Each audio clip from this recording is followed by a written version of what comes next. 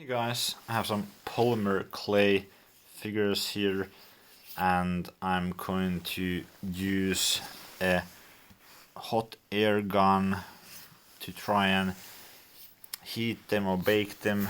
Usually you would use an oven for that purpose, but since I don't now have an oven for that purpose, I'm going to attempt to use a hot air gun.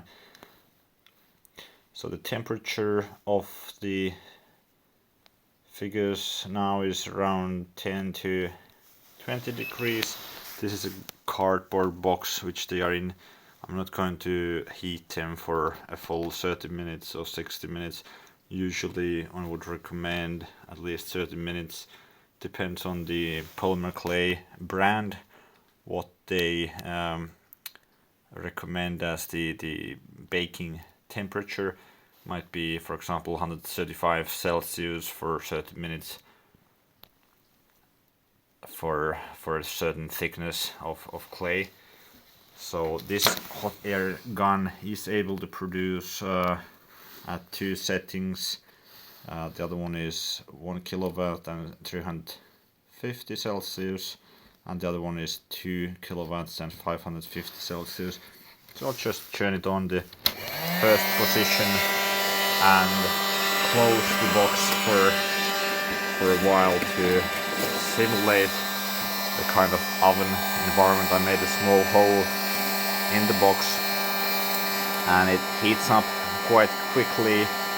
I can see that it's 40 degrees now, the hot air gun here, and even the cardboard box will heat up quite quickly. And actually this cardboard box, wouldn't try this at home. It's a big risk that it will go up in flames in a short while. So just heating this now for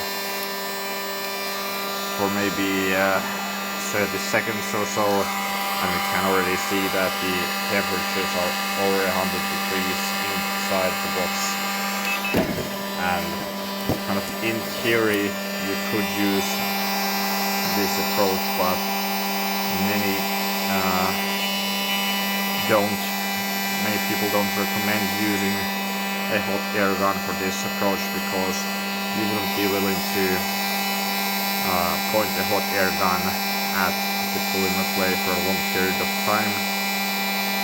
And anyhow, if you're going to buy something for heating up the polymer clay and then building a box or a rig from metal or something like that, which could actually withstand that heat for 30 minutes or 60 minutes, so why not buying a second-hand oven at a low cost for this purpose.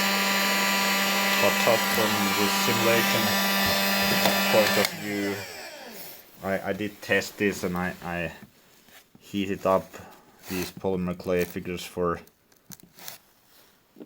maybe 10 minutes, and they are clearly a lot harder after this heating has been done, but I don't think they reach the same, in this short period, the same hardness as they would reach in the oven. So this is kind of a partially